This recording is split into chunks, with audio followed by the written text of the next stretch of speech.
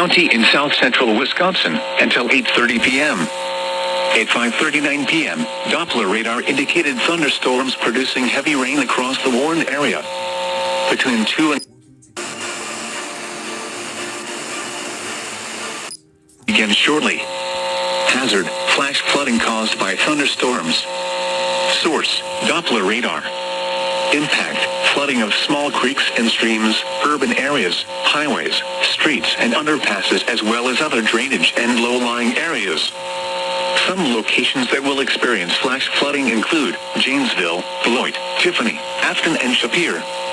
Additional rainfall amounts of 0.5 to 1.5 inches are possible in the warned area. Turn around, don't drown when encountering flooded roads. Most flood deaths occur in vehicles.